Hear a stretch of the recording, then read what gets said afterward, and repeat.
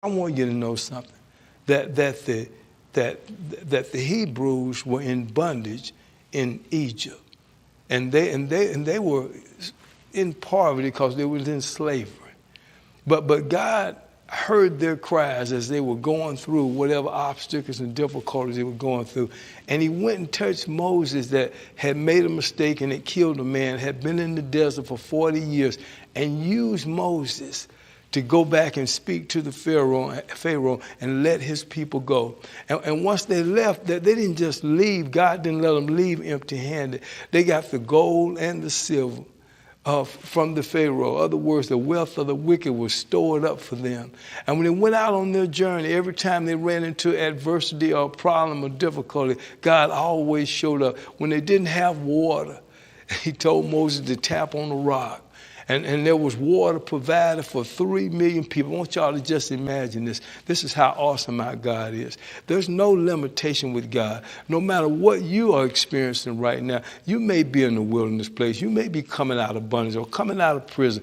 Doesn't make any difference. God has you covered. He's already made provisions for you. He just was requiring them to do one thing. Just have faith and trust in me, even though you can't understand it, even though it doesn't make any difference. And when they didn't have meat, the heavens blew quail into the camp.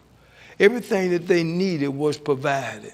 But they made God furious, because God gets furious when you don't believe. When he provides everything for you, you can't look back and see God working. As I look back at my own personal life, and I look at where I started, I look at where I am now. I want you guys to do, men and women, to do the same thing. Just look at how many times God has shown up for you.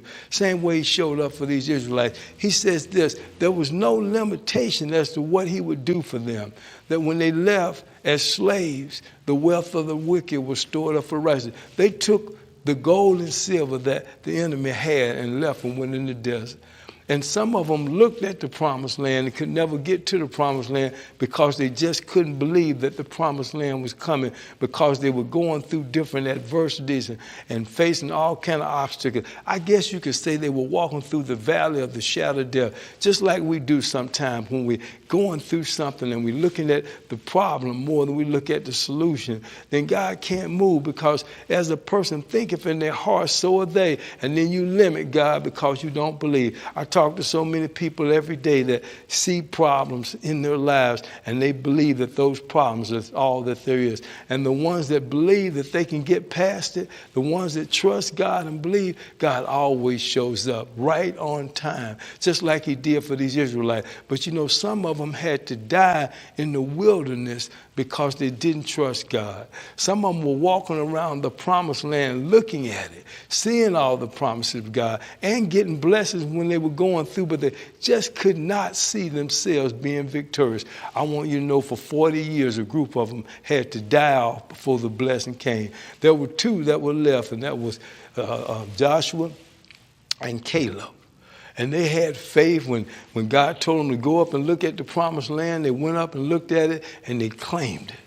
But the other group didn't claim it, and because there were so many negatives upon them, God couldn't do what he wanted to do. Sometimes you're going to run into people that are going to shoot your ideas down, that are not going to believe in you, not going to support you. Don't let that discourage you. Just keep doing what Caleb and Joshua did. I tell you what, they came out and they got the promised land. Now, it's a lot of us dying in the desert. When I say that, of poverty, sickness, doubt, fear, worry, and taking the past with us, and we dying off, and the promised land is right there in front of you. I want you to know something, that there's no limitation with God.